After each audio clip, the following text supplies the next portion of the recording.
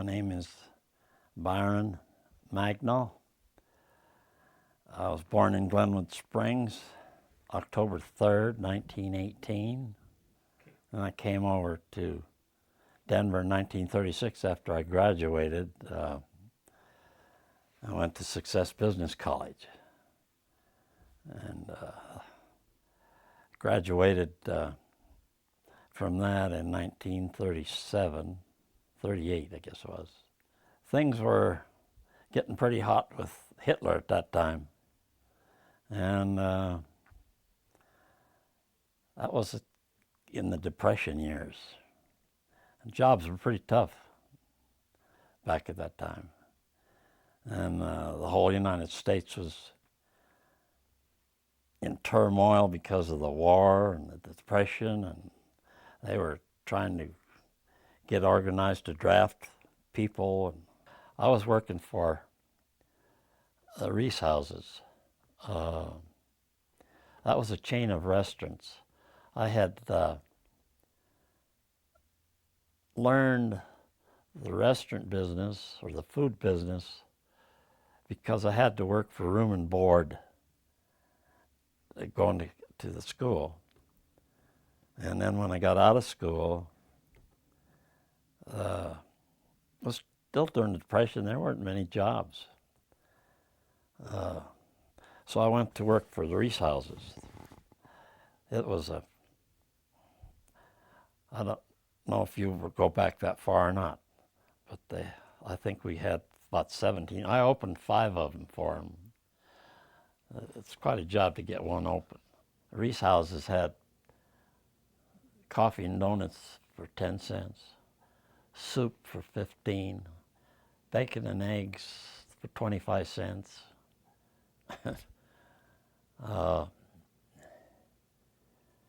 We had, at that time we had, soup was chicken noodle, bean soup, mulligan stew, which was beef soup, beef noodle or beef vegetable. And at that time we served oyster crackers in a bowl. Well, people would come in there and they'd get 2 bowls. You have a bowl of soup and 2 bowls of crackers. But, it's hard to believe the prices back in those days. Ice cream soda was 10 cents. The Meyer Drugs had them, and they had soda jerks at that time. They were colored people, all of them, and they dressed them up in a white jacket, hat. And at that time, Coca-Cola was a nickel, and they had all kinds of versions of Coca-Cola, like cherry Coke, vanilla Coke, chocolate Coke, and phosphorus you'd put in there. That's kind of that sour stuff. There isn't such a thing anymore. But they had malts, vanilla, strawberry, chocolate. I was working at the drive-in at Colorado Boulevard in Harrison on December the 7th. Everybody was numb. They didn't know what to think, what to say. It was a traumatic experience. I can still remember it because it was just slam, bam, thank you, ma'am, and nobody knew what to do, what to say. We had signed up for the draft, and everybody had to sign up. And as time went on, they kept taking people, and pretty soon it was my turn to get in the line, I guess. I got drafted in 1942 into the Navy. I joined the Navy. Hung around, and finally got shipped to San Diego, where you had boot camp. And that was quite an experience because San Diego was all camouflaged. The street lights and stuff, everything was all the lights were dimmed down, and I don't think they let businesses have their lights on, even in the houses and stuff.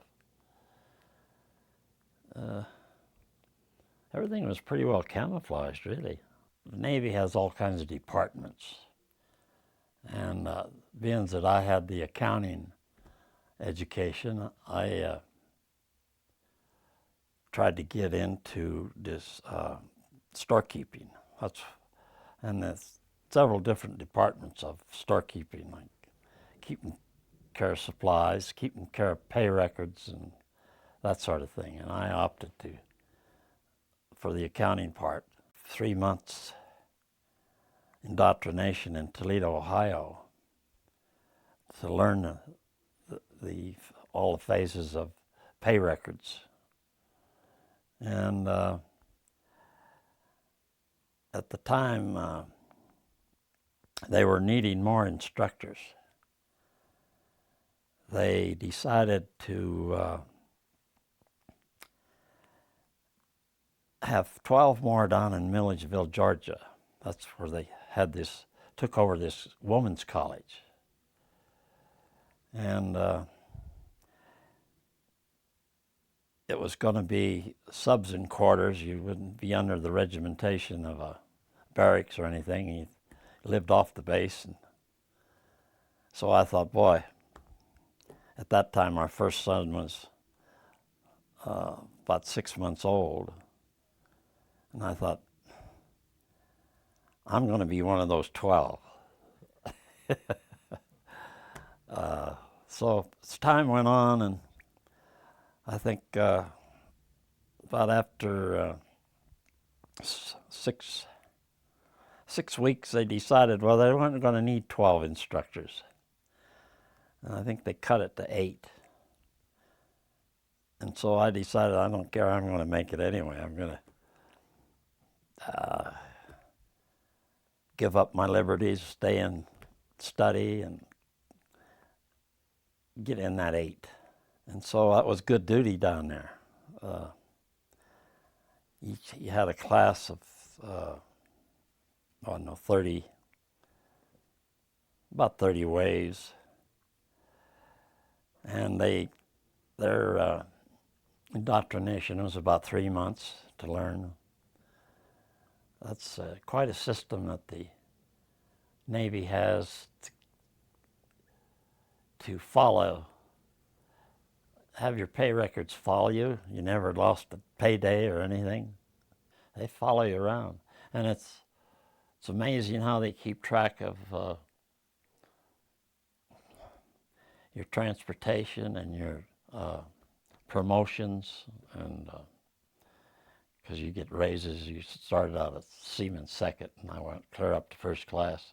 Those waves were part of a class that graduated, and they were the top students.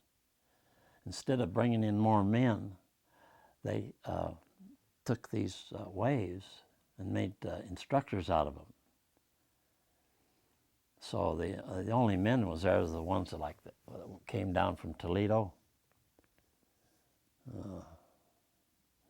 Must have been a dozen, 8 of us from Toledo, and then there was another group that was already in Milledgeville, another 4 or 5. But the idea with the waves is to replace the men so they could go be relieved for active duty. They'd been out of high school. They were some of them were, I would say, in the range of 20 to 30 in that age group. All nice, intelligent women to get in there. We had ship's company had a lot of activities. We'd have watermelon cuts. They'd line up tables from here across the street, nothing but watermelons on them. They'd hack them in two, and all you do is eat the heart out of it. We had softball team, Mung Ship's Company. When we'd have graduation, we'd have a drill on the field where you see the Army and the Navy doing it all, and the same way at the Air Force down there, that type of a ceremony. And the Drum and Bugle Corps acted on that, and all the troops marched behind us. It was quite impressive. None of the waves could carry the drum, and so I volunteered to learn how. All there is to the beating of the drum is the 1, 2, 3, 4, the timing, and I got so I could beat on both sides of that drum. And those waves, they picked up that bugle, and they learned it in a very short time. It was pretty good. We went one time over to Atlanta and performed once. That was quite a nice trip. My wife had my son, and lived together. You never had enough gasoline, you know, and you never had enough red meat. They dismantled the school and sent everybody. They dispersed them all over the United States. And most of the instructors, we had, they were, I don't know, half a dozen male instructors, and those other girls in that picture were waves that had graduated and were smart enough to teach it too. I got dispersed to California, forget the name of that base, and you hung around there till they assigned you to another assignment. That's quite a trip over there because we had a lot of submarine alerts. I got assigned to the officers' club. We dispersed liquor to all the officers' club. I think we had about 20 of them in the Philippines. We traveled all over that Philippines. I had 2,500 cases of the best stateside whiskey you ever had, JB and all the better brands. In other words, we were building officers' clubs and shooting Japs at the same time. Well, it was winding down. I think the war ended they surrendered in July, the Japanese did out there. But in the spring, they were still around. That was pretty good duty too, because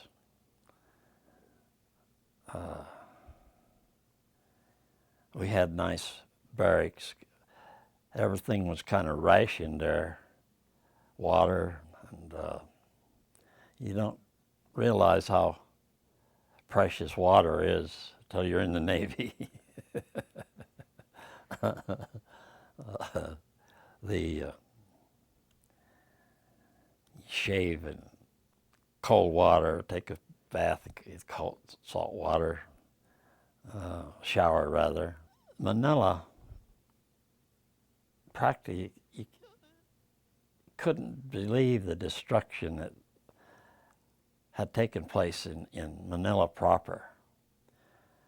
Just all buildings were down in the streets, and I stayed in a building on the landing, and the lift was off of it when I first got there.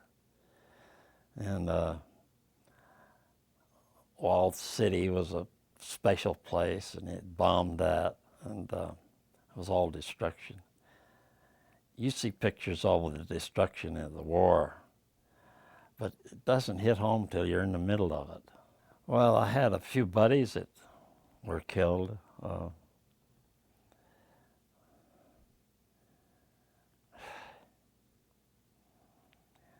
Yeah, it was.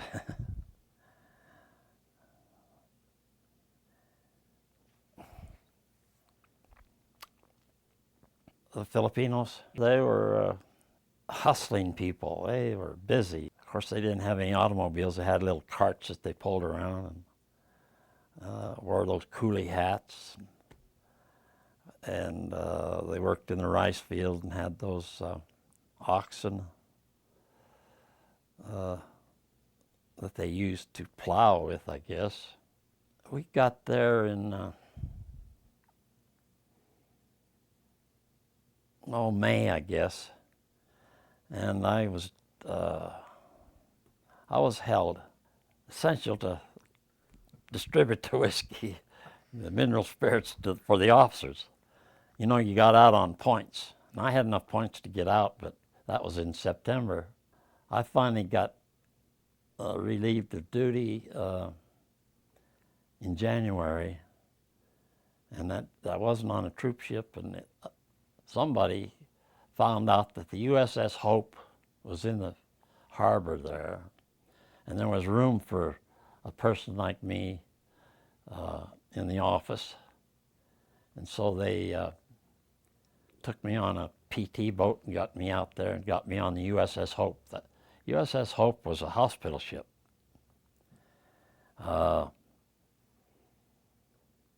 And it was coming back to the States. Well, anyway, we left the harbor. We got caught in a typhoon for 3 days and was blew back up into the North China Sea. I thought we were never going to get home. That thing was, the waves were splashing over the first decks.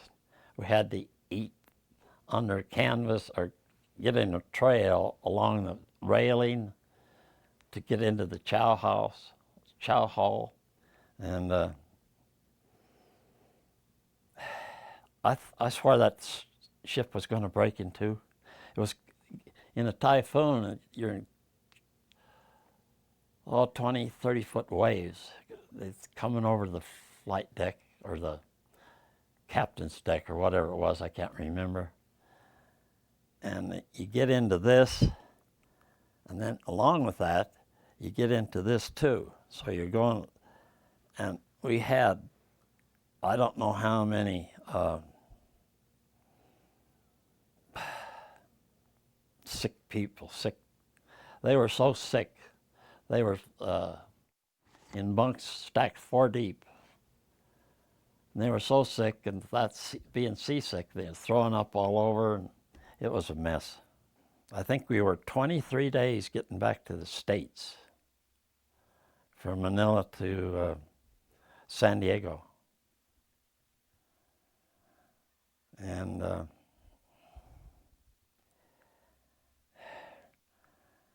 I was so glad to see San Diego, you can't believe it. Then they put you through the disposition of getting discharged, and it took, 7 or 8 days before you got discharged. They had to research all your duties and all your ribbons and all your history of why you were in the service. They wanted me to stay in to be a chief petty officer. And I didn't want any part of that because I had a wife and a son at home, and I didn't like that life. Well, I went right back to Reese Houses because I went right back as a manager in 1946. Yeah, and I stayed with them 42 to 51.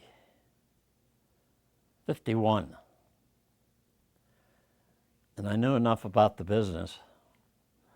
If I could make it for them, I decided I'd make it for myself. And so I saved a little money, and I had I built up an equity in the Reese houses, a couple $1,000. And I used that and borrowed some money and started my own place at 1640 17th Street. That was the end of 17th Street, and right across was the depot, Union Station. I call it Ted's Diner because of the dining cars. That was real good back in those days because at the time there was about 120 trains in and out of that Union Station, and the cabs would line up right at my corner and clear back under 15th Street Viaduct. And as the passengers come out of the station, the only place for them to go was up to the Brown Palace, Shirley Savoy, Cosmo, and they'd whip around like that. I got a lot of business off of the train crews, of course, the tourists and stuff getting off. There was quite a change in the economy from trains to airplanes. And so the business was out at Stapleton Air Force. And my business was going down because the depot wasn't doing much. And so I started looking for another place. And I looked all over. I finally found a little place at 52nd and Wadsworth, right on that corner. It was some kind of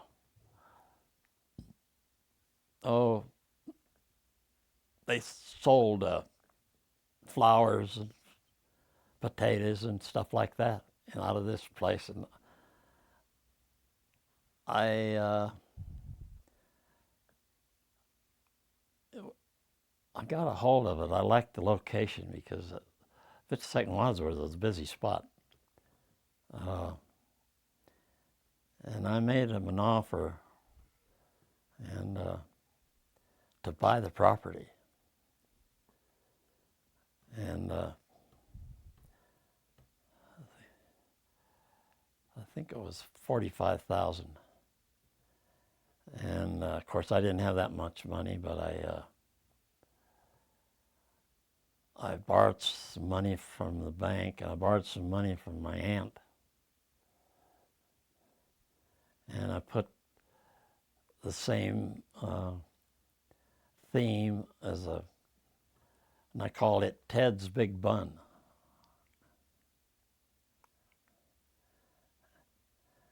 And I did real well there until 1982, and I retired. Our first house was on Haddon Road on Colorado Boulevard, right after I got out of the war. It was a nice little red brick, all brick. And that was our first house. I think it was paid $7,500 for it. Well, when I got this place on 52nd in Colorado, or 52nd Wadsworth, we moved it to Arvada from Haddon Road. And then the wife was always looking for a better place to live, and she found this location. Well, they had built in another location, and she liked this. The minute she found out that the Melody Homes was going to start a subdivision here, she couldn't wait. So when they got it open or get it started, why, we got our name in on this because she wanted this floor plan because they had 4 or 5 different floor plans, and this was one of the best. It still is because Uh, it's a good-sized house, 4 bedrooms. It has a lot of good features about it. I'm going to stay here as long as I can take care of it.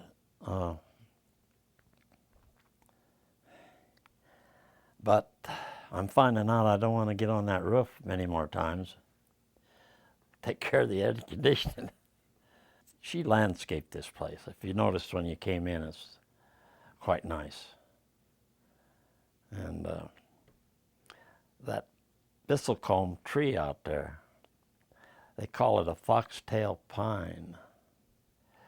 But the real name is a bristlecomb. And it's the oldest known thing to man. It'll go 5,000 years, they claim. That tree is, well, it's 26 years old.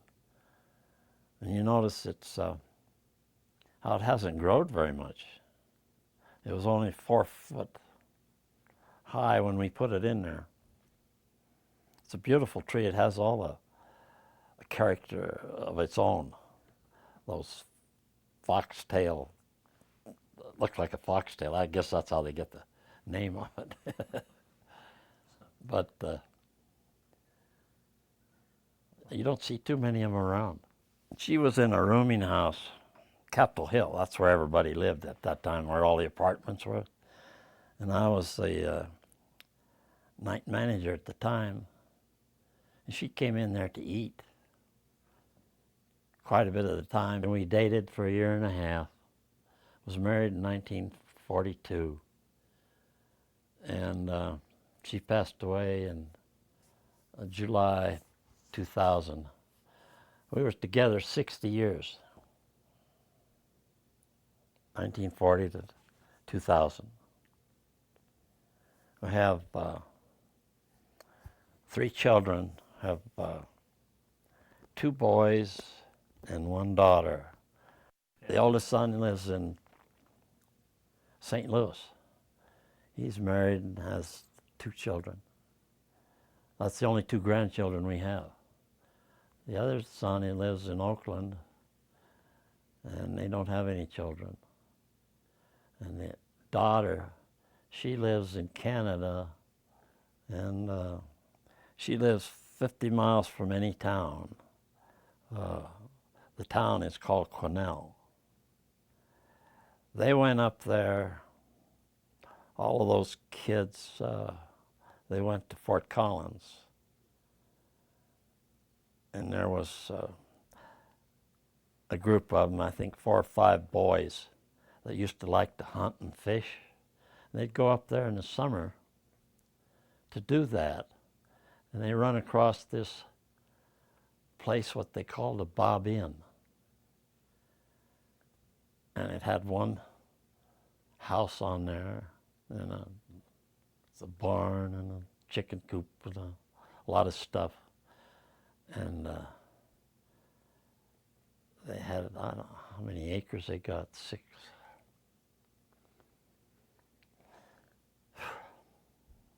Got 200 or 300 acres.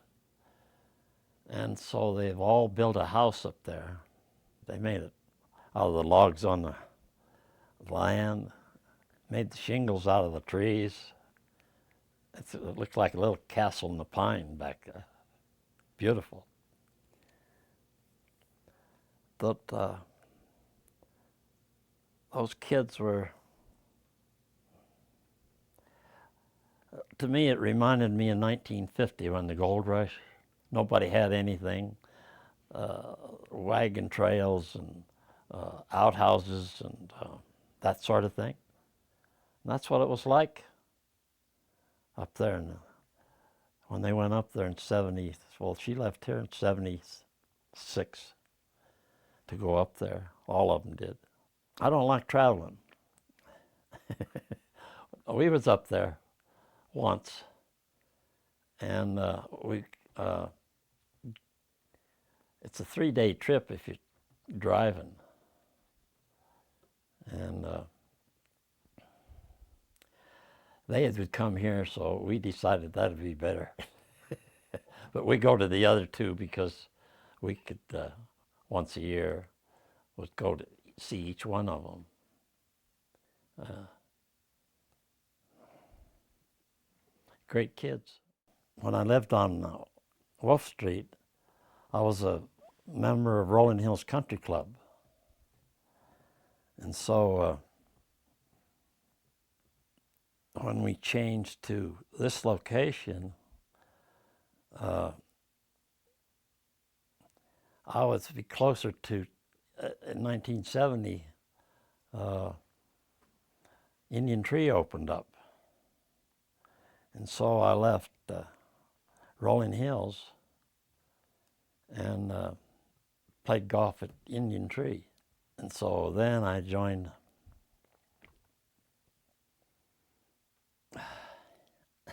the Ranch Country Club on 120th and Tejon. Well, I didn't like to travel. I didn't like to commute. I wanted to be close to to my activities.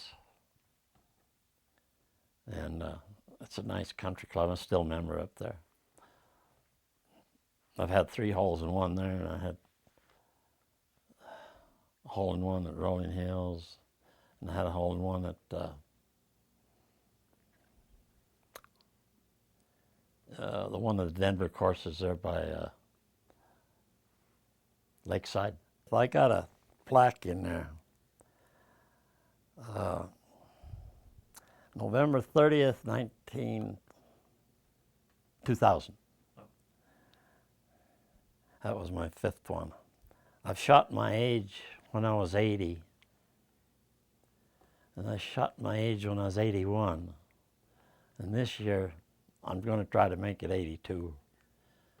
And I've got a plaque from Golf Digest. I've got a golf ball that says age shooter, and I've got a lapel pin that says age shooter. And this was in Golf Digest. I play 3, 4, 5 times a week. And if I don't play, I'll go up and hit balls.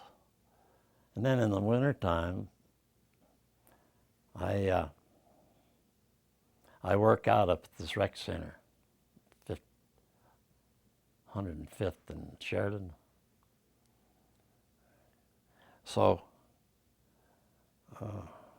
I keep active that way. Everybody got scattered.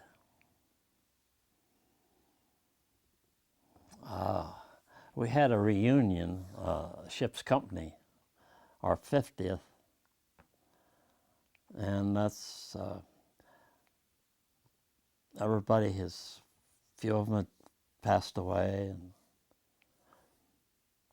they live, none of them live here. They're all over the United States. We had a good life. Everybody was in the same boat, and everybody turned their shoulder to it and got the job done. Even in Milledgeville, and wherever I was, in Manila,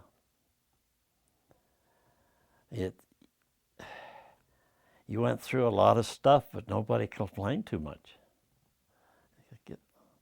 They was there to do a job, and we got it done.